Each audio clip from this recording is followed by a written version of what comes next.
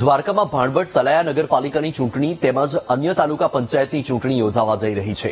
દ્વારકા નગરપાલિકામાં ભાજપ ચૂંટણી પહેલા જ જીતની રેસમાં આગળ દેખાઈ। 28 બેઠકો ધરાવતી દ્વારકા નગરપાલિકામાં 8 બેઠકો ભાજપ બિનહરીફ જાહેર થતાં જ ભાજપ મજબૂત જીતનો દાવો કરી રહ્યું છે, જ્યારે દ્વારકા નગરપાલિકામાં કોંગ્રેસ ચૂંટણી પહેલા જ હથિયાર હેઠા મૂકી દીધા હોય એવું લાગી રહ્યું છે।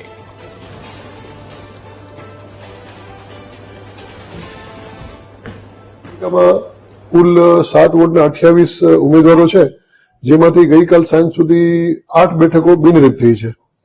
આમ દ્વારકા જિલ્લામાં દ્વારકા નગરપાલિકા, ભાણવડ નગરપાલિકા અને સલાયા નગરપાલિકા આ તમામ નગરપાલિકામાં ભારતીય જનતા પાર્ટીના ઉમેદવારોનો ભવ્ય વિજય થશે અને આપણા આદરણીય પ્રધાનમંત્રી શ્રી નરેન્દ્ર મોદી સાહેબની કેન્દ્રની વિકાસની રાજનીતિ અને ગુજરાતમાં આપણા મૃદુ ને મક્કમ મુખ્યમંત્રી શ્રી ભૂપેન્દ્રભાઈ પટેલ સાહેબ અને ભારતીય જનતા પાર્ટીના સંગઠનના નેતૃત્વમાં પ્રત્યેક કાર્યકર્તા, ચાહે સંગઠનના હોય, ચૂંટેલા પદાધિકારી હોય,